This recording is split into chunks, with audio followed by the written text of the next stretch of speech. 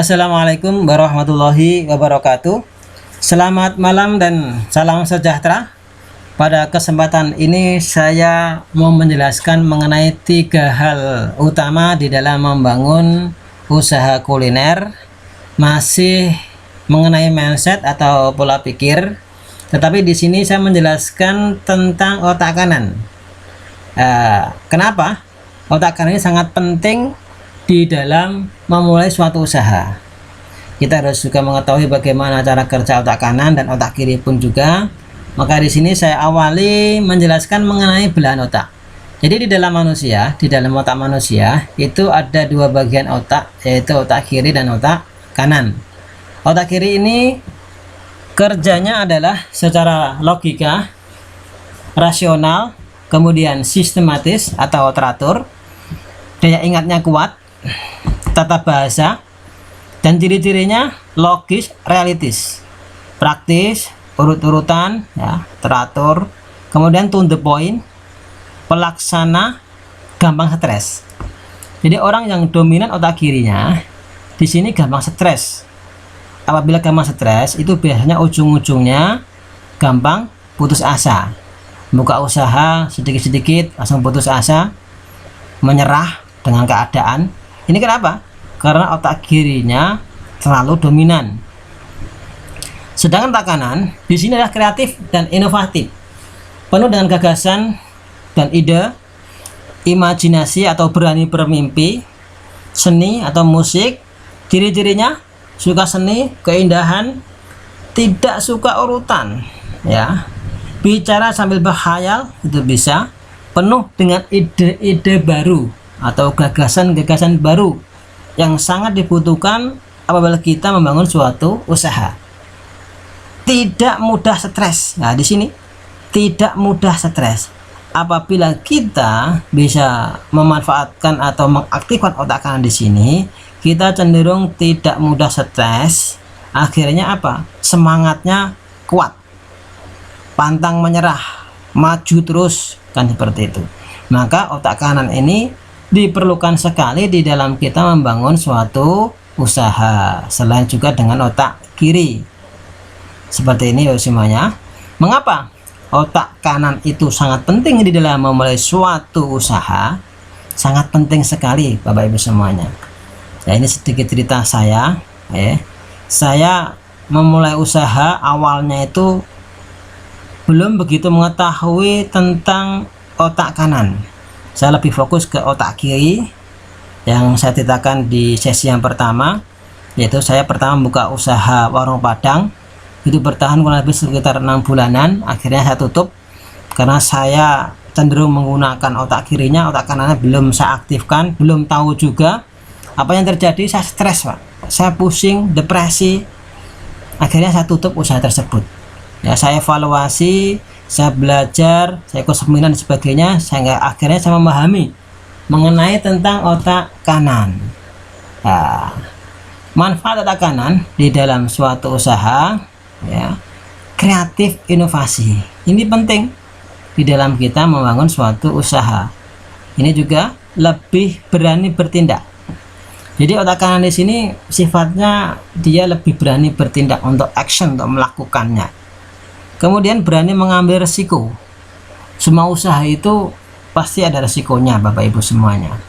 Maka di sini perlu otak kanannya supaya kita berani melangkah, berani mengambil suatu resiko. Kayak gagasan atau ide. Ya jelas usaha kita juga perlu yang namanya ide, suatu gagasan.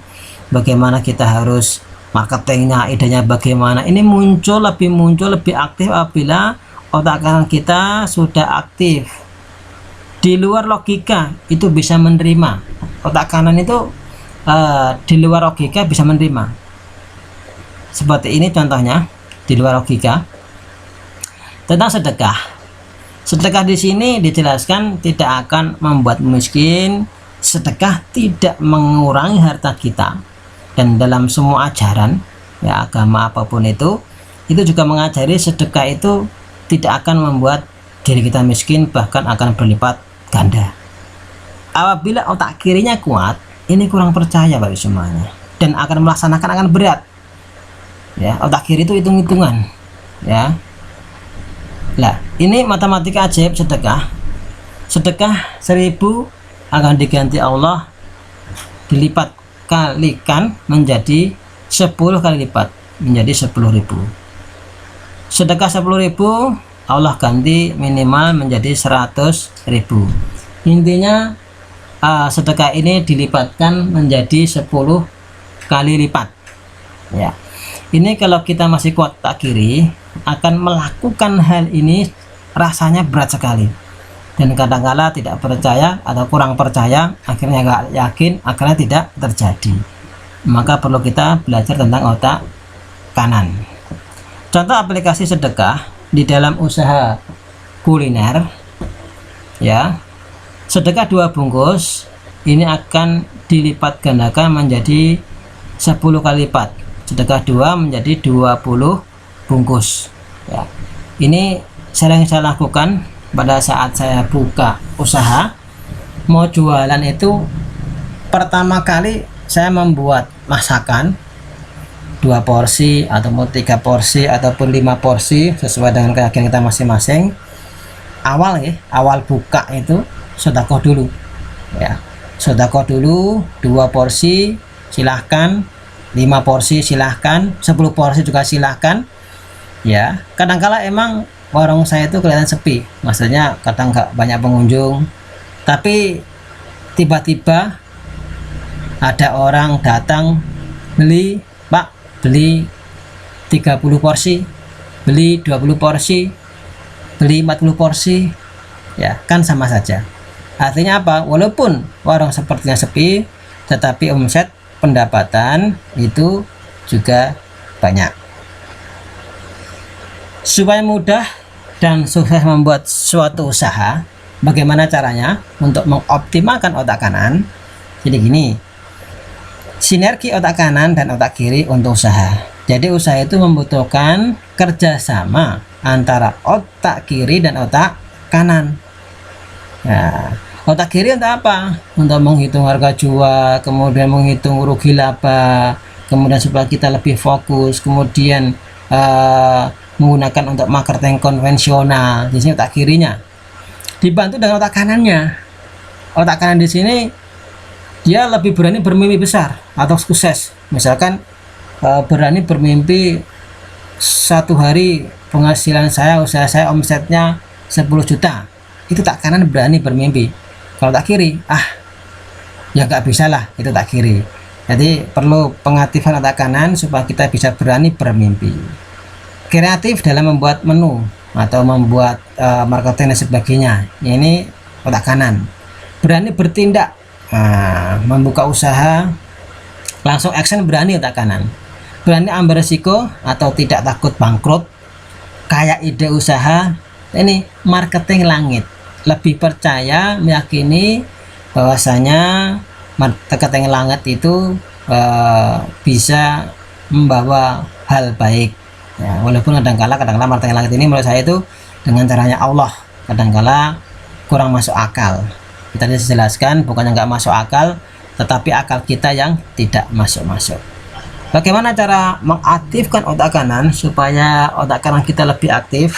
Yang sering saya lakukan itu sering belajar atau mempraktekkan senam otak kanan.